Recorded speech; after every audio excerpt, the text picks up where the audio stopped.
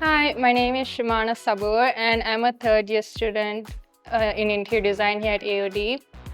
So the reason I chose to do interior design is because I've been into it since I was around 12 years old, and the reason behind that is so when I first discovered it, I was really intrigued by the idea of what it was like to control how a room makes someone feel, and I was really intrigued by that, and that's why it's been an ambition since I was 12 years old.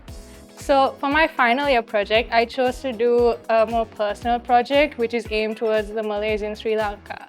So the name of the project is called Shrita Melayu, which is Malay for a Malay story, and it's a cultural center that can kind of help Sri Lankan Malays explore their cultural identity. So the reason I chose to do a project like this is for many reasons, which is such as the youth of this community doesn't really practice the culture as much, so that's kind of why I kind of targeted this space to the youth of the Malay community. But another reason is the Malay community, because they're a very minority community here in Sri Lanka, I wanted to kind of help with that problem of what they face is the problem of cultural preservation. So this is a space to kind of help create a solution to that problem. So the space is located in Borella, and the reason behind that is since I mentioned it's targeted to the youth of the community, and since the youth is very busy with either work or school lives, they kind of need a space that's more accessible to them. So Borella is a more easier destination for them to travel to back and forth. And the client for this project is the Sri Lankan Malay Association, so that way it creates this sort of personal connection between the client and the project itself.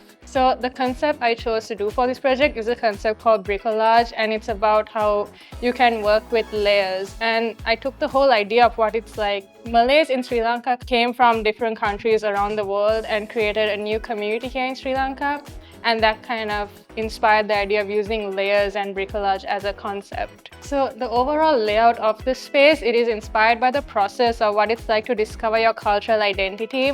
And the reason behind that is because the youth is so focused on either their gender identity or sexual identity. They don't really pay close attention to what it's like to discover their cultural identity. So this is a space to kind of help them explore that. So even in the first floor of this space, it's a more activity-based space. There's a rattan weaving workshop and also a batik painting workshop. And the reason behind those two is because they have been so integrated into the Sri Lankan culture.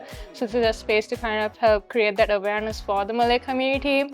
But there's also a language learning center, and the youth of the community doesn't really know the language as much. And the language is very important to the Malay community and the Malay identity here in Sri Lanka. It's kind of what helps people carry the culture forward. So it's important that the youth learns the language as well. In the ground floor is actually where the concept of bricolage takes place, which is working with layers.